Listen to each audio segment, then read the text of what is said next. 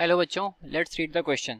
The question says for any radioactive sample number of nuclei undergoing the decay per unit time is proportional to option A reciprocal of activity of sample, option B mass of 1 mole of sample, option C number of decayed nuclei in sample, option D number of undecayed nuclei present at that time in the sample. So question में बोल रहा है कि जो radioactive sample होता है किसी भी न्यूक्लियाई के लिए, अगर वो डिके कर रहा है तो उस केस में डिके पर यूनिट टाइम जो होता है वो किसके प्रोपोर्शनल होता है, हमें इस गिवन ऑप्शन में से चेक करके बताना है. तो सॉल्व करेंगे इस प्रॉब्लम को. पहले की कॉन्सेप्ट नोट डाउन करते हैं. तो लिखते हैं की कॉन्सेप्ट.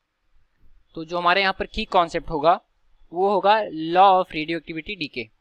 लिखेंगे इसको लॉ ऑफ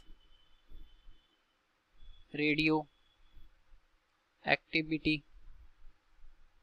डीके. ठीक है, ये हो गया हमारा लॉ. अब देखते हैं लॉ होता क्या है. तो बेसिकली ये जो लॉ है ये बताता है कि जो रेट ऑफ डिसइंटीग्रेशन होता है किसी भी रेडियो एक्टिव एलिमेंट का वो डायरेक्टली प्रोपोर्शनल होता है number of undecayed nuclei present at that time in the sample. ठीक है, तो लिखेंगे इसको क्या होगा हमारा स्टेटमेंट. ये लिखेंगे इसको द रेट ऑफ डिसइंटीग्रेशन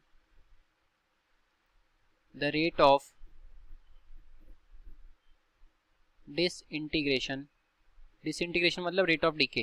ठीक है, तो rate of disintegration of any radioactive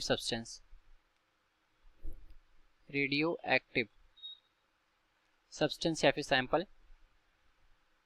so the rate of disintegration of any radioactive sample at any time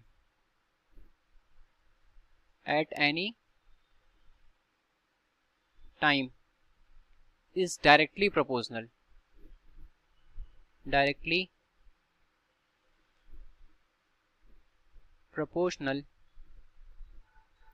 to the number of undecayed radioactive atoms या फिर nuclei radioactive. So is directly proportional to the number of undecayed radioactive nuclei at that time in sample. ठीक है, directly proportional to the number of undecayed radioactive nuclei at that time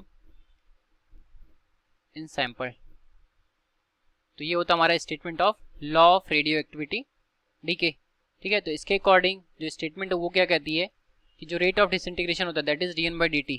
यहाँ पर n हमारा number of radioactive atoms हैं, तो ये DK हो रहा है मतलब minus is directly proportional to the क्या होता है नंबर ऑफ अनडिकेड न्यूक्लियाई.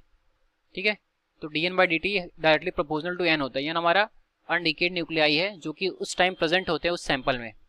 तो इसके अकॉर्डिंग अगर हम देखें तो जो ऑप्शन हमारा करेक्ट आएगा वो ऑप्शन नंबर डी होगा जो कि हमारे सोल्यूशन से मैच करेगा. ठीक, hence option D is correct. तो ये रहा हमारे इस क्वेश्चन का correct solution. I hope you understood it well. Thank you.